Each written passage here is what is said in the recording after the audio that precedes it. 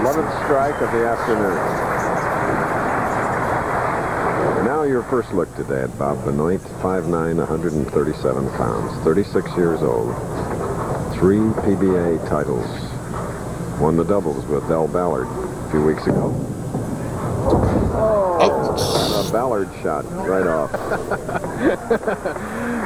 I'll tell you, this year, Chris, we've sat here many a year together, and I can't hardly ever recall a gutter ball, and now all of a sudden we've had about a half a dozen this year, and there's a reason for that. The Ballard ball, as we like to say it, is that the lane conditions today, especially with the synthetics, make the players swing the ball out very, very wide, and so they have to take a chance with that shot instead of going down the middle. Is that fair? Well, that's what happens. That happened to a golf course green, you would hear the pros screaming bloody murder. You're right, Chris, where, you know, the PBA basically, as you see the profile of Bob Benoit, watch the cupped wrist that has made him such a good player. See, he rolls that ball all the way back on his wrist, almost double joint, and look at the perfect follow through. But following your question, Chris, really the PBA lane maintenance crew puts out 10 different types of shots around the country, mostly because of today's finishes, they're outside. But Bob was timid on his line on that shot. It only takes one in the channel, pal, to start pulling it. So he gets a good break, gets away with the 610 spare, and as you can see, he struggled on the championship here. He's the only player out here that was subpar 200. His opponent, Curtis Odom, averaged 222 in the 2 games he bowled during the week on this championship pair, 31 and 32. Okay, the man who shot that big television 300 game against Mark Roth, who shot a 255 in the very same match, Bob Benoit, went on to win the Quaker State. Now against Curtis Odom, starting with a strike, shooting in the second frame.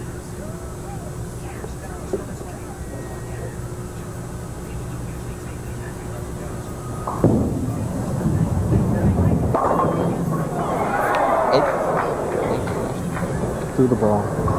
Curtis struggling a little bit on the right-hand lane. That's the lane he had to split on when he went high in the 5th frame last game.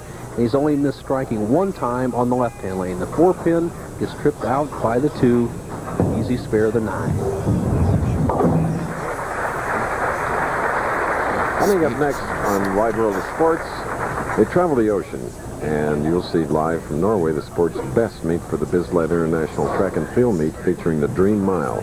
The ladies, too, will be running their mile. Then we head to Belgium for the men's all-around European Cup Gymnastics Championships, plus a special Tour de France preview. And for a month, ABC will bring you Tour de France coverage. Go, Greg LeMond. Yes, sir, going for 3 in a row and possible 4 Tour de France's today.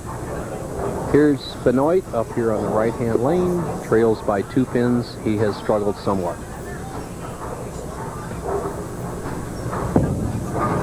Okay.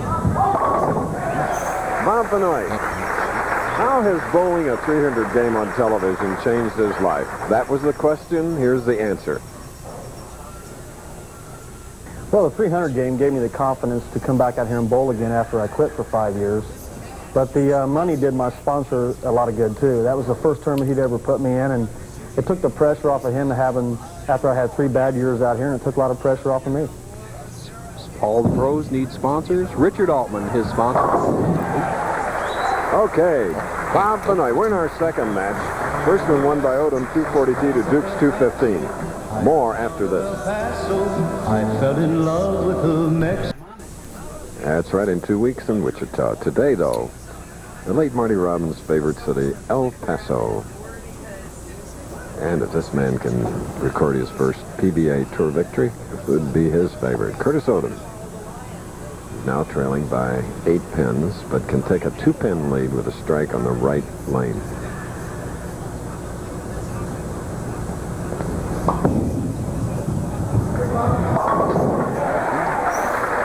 So the match is on, going against Bob Benoit, Bo.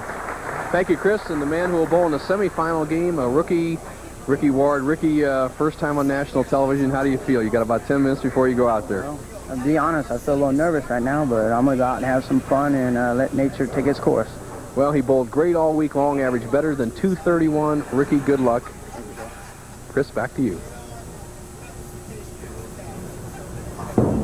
Oh, yeah. Yeah, baby. Yeah. All right. Here he is, Curtis Odom, who had a string of 7 to win his first game now, has put together 3. Benoit is down 12, but with a double up. Shooting the 5th frame could cut the lead to 2.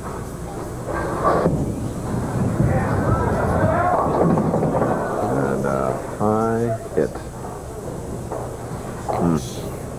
Really a hit that you don't see much of from a regular player as you see the ball going high. But the big hook of Bob Benoit leaves the 3, 4, 6, 7 to 10. What he needs to do is get the ball over in this area, send that 3-pin into the 4-7 zone. He needs this to stay close in the match, keep a little pressure on Curtis Odom.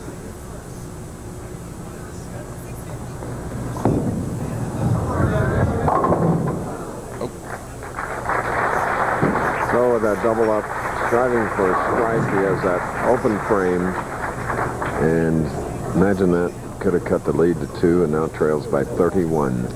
Bob Benoit is streak bowler. When he's hot, he can strike with the best of players, and he went through a little streak of about 3 years there, Chris, where he lost 9 consecutive times in the championship round. And right now, it looks either strike or nothing for Benoit, so it's time to get going. 6th frame.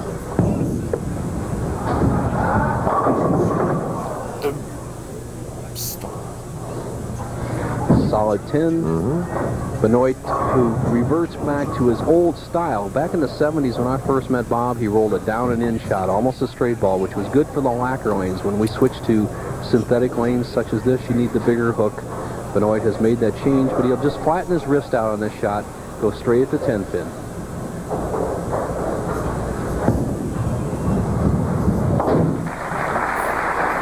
right, Bob now can sit down and pull things together a bit, but his opponent, Curtis Odom, in the proper colored shirt today. You can adjust your TV set. It is red, believe me. And he's kind of getting zeroed on his right-hand lane. That could be the key to victory. Good break.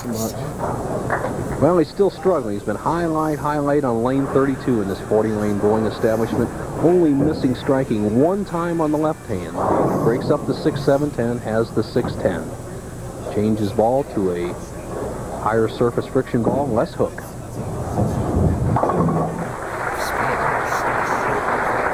Winner of this game will meet a non-winner named Ricky Ward of North Fort Myers, Florida. And then the tournament leader, Raymond Edwards. 2 weeks from today, we'll be in Wichita, Bo. Wichita, as you see, the money leaders, Ozio had a good week. In fact, Curtis Odom beat him in the 42nd final game for the last spot in the championship round. However, on the sidelines, Mona Kelly was in action this week. What time? Okay, and Bob Benoit close with 87,000 and gained some today. Going to take a break now, but we'll return.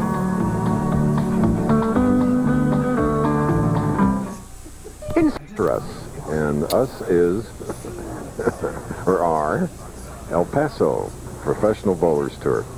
Bob Benoit, 7th frame, trails by 29, needs to get some strikes.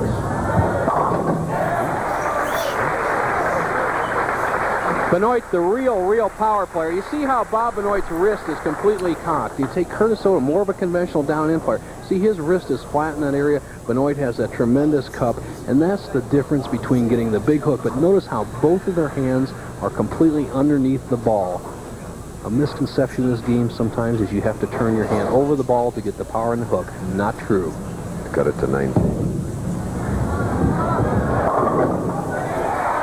Oh, yeah. Look at that smile. The man who, for a long time, operated a very successful body shop, Autos, did them beautifully. The line of Bobby Benoit slides about the center, and the 4-pin comes off the sideboard, takes out the 9, and 2 of the most likable, personable guys in all of professional bowling out there bowling head-to-head. A slight lead by Curtis Odom, 8th frame. He has a strike up. Be there one time. Yeah. You heard him say one time. Big. Well, the right-hand lane, the key lane for Curtis Odom, he's showing his match game demeanor by never losing the left-hand lane. What I mean by that, he was zeroed in from the get-go. He's got 10 out of 11 strikes on this lane. It's kept him in the match. He's playing this lane right around the first arrow, sliding right at here, starting here. Watch this trajectory. This is the lane he likes.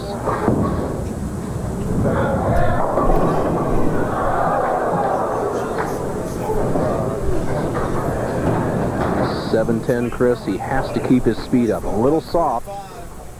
Ball speed's so important. Curtis about 18 miles an hour on almost every shot. There he gets a little tentative. 17 miles an hour. The ball drifts high. The match is on. Get a little miles up. Curtis Odom, Mike. Now Bob Benoit. Bob Benoit, trailing now by 15, has a double up. He is shooting in the foundation ninth frame. Here he is using the full approach. Right lane. Can get right back in the match. Cut the lead to 5.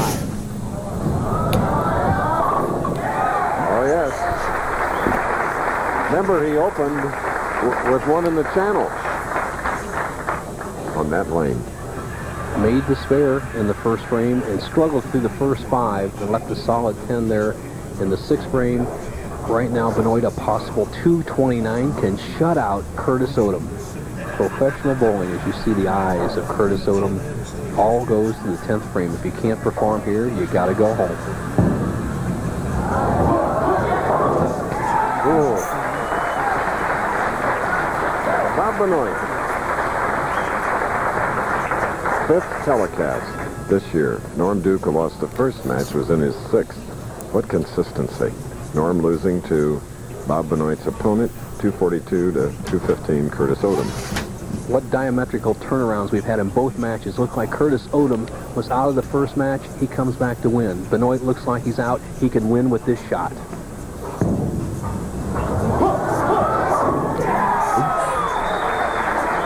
Odom screened them in the first match. There he is. 7 in a row, and now his opponent in the second game is coming right back with the same medicine. Chris, a situation we've seen come up is Benoit studies the scoreboard. He's thinking about the Ballard ball. He's already rolled one on the channel. Needs 6 pins. There's the scoreboard. What do I do? 5 pins guarantees a tie. He's got to throw it down the middle.